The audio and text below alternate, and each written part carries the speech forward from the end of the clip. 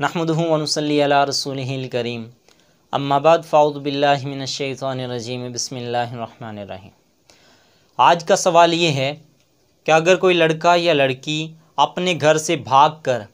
अदालत के अंदर जाकर अपना कोर्ट मैरिज करते हैं तो क्या उनका कोर्ट मैरिज करने से उनका निकाह मुनाक्किद हो जाएगा या नहीं।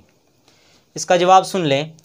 कि अगर किसी लड़के और लड़की ने अपने घर से भागकर अपनी वली की इजाज़त के बग़ैर, और वो लड़की आकिल भी है, बालिग भी है, और 2 शरीक गवाहों की मौजूदगी के अंदर उसने अपना कोर्ट मैरिज किया है, तो इस सूरत के अंदर देखा जाएगा कि उन लड़का और लड़की का आपस के अंदर कुफ़ एक है या कुफ़ एक नहीं है। अगर उन दोनों का कुफ़ एक है और उन्होंने बग़ैर वली की इजाज़त के 2 शरीक गवाहों की मौजूदगी के अंदर अपना निकाह किया है और उस लड़का और लड़की का कुफ़ भी एक है, तो इस सूरत के अंदर उनका कोर्ट मैरिज से उनका निकाह मुनाक्किद हो जाएगा। लेकिन अगर उस लड़का और लड़की ने जो निकाह किया है उन दोनों का आपस के अंदर कुफ़ एक नहीं है, तो इस सूरत के अंदर मुताख़िरीन ने जो अहनाफ का मसलक है और जिस पर फतवा भी है, तो उसके नज़दीक ये है कि अगर लड़का और लड़की का आपस के अंदर कुफ़ एक नहीं है और उन्होंने कोर्ट मैरिज किया है तो इस सूरत के अंदर उनका निकाह मुनाक्किद नहीं होगा। अब कुफ़ से क्या मुराद है? कुफ़ कहते हैं कि हम पल्ला, हम सर या बराबर होना, यानी कि चंद चीज़ों के अंदर लड़का और लड़की का आपस के अंदर बराबर होना, ये कुफ़ कहलाता है। जैसे कि मालदारी के एतबार से उनका बराबर होना, और हस्ब व नसब के एतबार से उनका बराबर होना, ख़ानदान के एतबार से, कबीला ख़ानदान के एतबार से उनका बराबर होना, और आजकल तालीम को भी लोग मयार बनाते हैं तो इसीलिए तालीम के एतबार से उनका बराबर होना,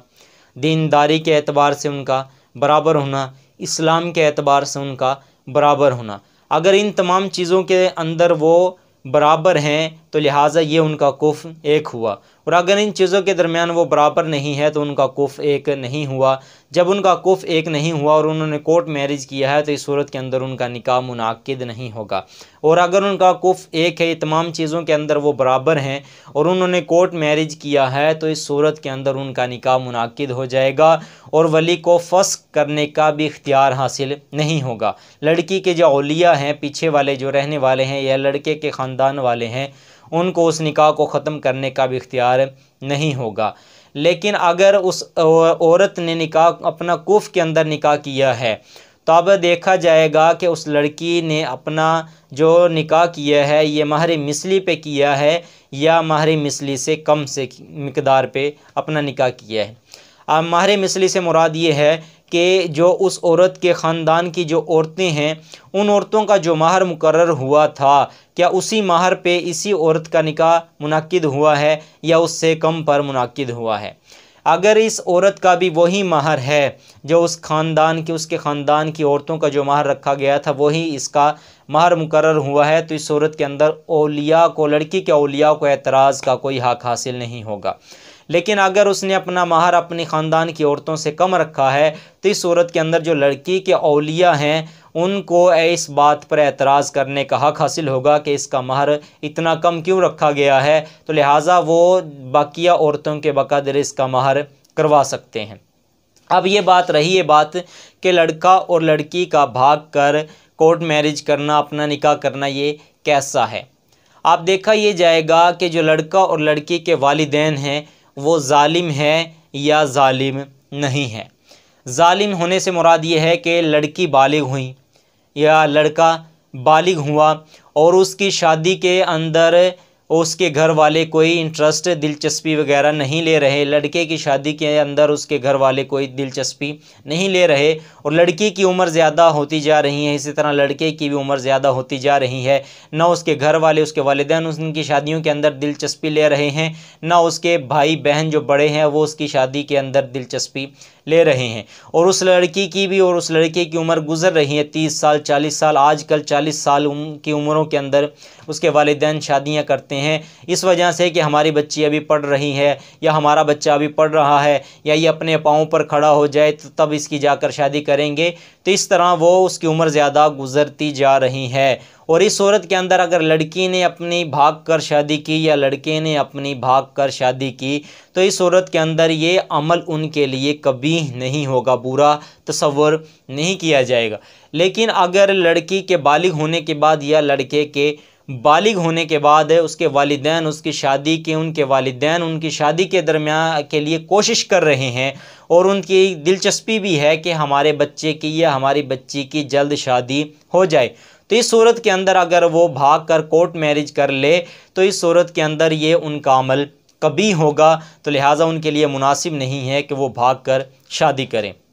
अब ये जो भाग कर शादी का आम आजकल जो रिवाज चल पड़ा है, इसकी सबसे बड़ी वजह यह है कि वालिदैन अपने बच्चों की पसंद का ख्याल नहीं करते और इसी तरह बच्चे अपने वालिदैन की पसंद का ख्याल नहीं करते। और शरीयत ने हमें दोनों की पसंद का हुक्म, दोनों को अलग अलग हुक्म दिया है। वालिदैन को अलग हुक्म दिया है और बच्चों को अलग हुक्म दिया है। शरीयत ने वालिदैन को हुक्म ये दिया है कि अपने बच्चों की पसंद का ख्याल करें। लिहाजा अगर लड़का किसी लड़के को पसंद करता है, लड़की अगर किसी उस वालिदैन की जो लड़की है वो अगर किसी लड़के को पसंद करती हैं और बज़ाहिरन उस लड़के के अंदर कोई ख़ामी नहीं है, तो वालिदैन को चाहिए कि अपनी बच्ची की पसंद का ख्याल करते हुए अपनी बच्ची की वहाँ पर शादी कर दें। इसी तरह अगर लड़का किसी लड़की को पसंद करता है और बज़ाहिरन उस लड़की के अंदर कोई ख़ामी नहीं है, तो लड़के के वालिदैन को चाहिए कि अपने लड़के की पसंद का ख्याल करते हुए अपने बच्चे की वहाँ पर शादी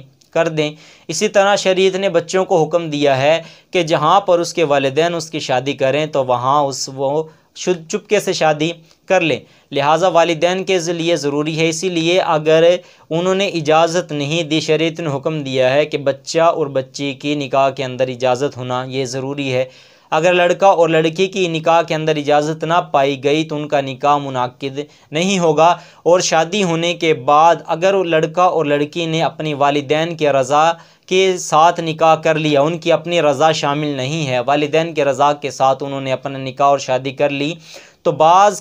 के बाद शादी होने के बाद निकाह होने के बाद बहुत ज़्यादा मसाइल पेश आते हैं जो आजकल